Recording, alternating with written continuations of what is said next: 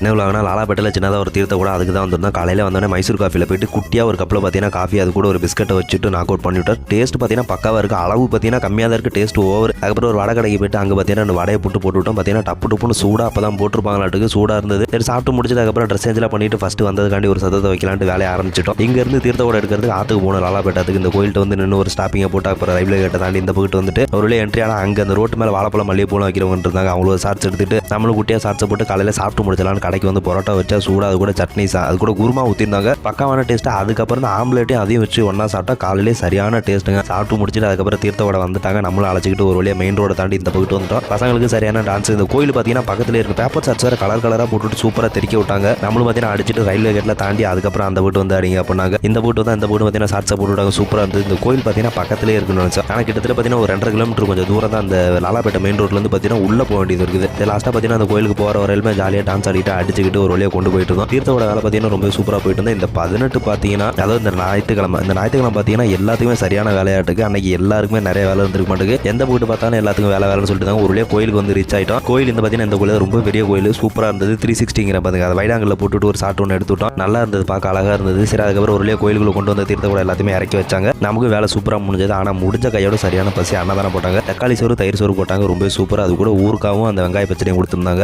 ஏன் இவ்வளோ டேஸ்ட்டாக இருந்தது என்ன காரணம் தெரியல. பட் ஆனால் காலைல சாப்பிட்டது அதுக்கப்புறம் வரதுக்குள்ளே சரியான பசி ஆயிடுச்சு. சாப்பிட்டு முடிச்சுட்டு லாலாப்பேட்டையில் தீர்த்தோட வேலை ரொம்ப சிறப்பாக முடிஞ்சது.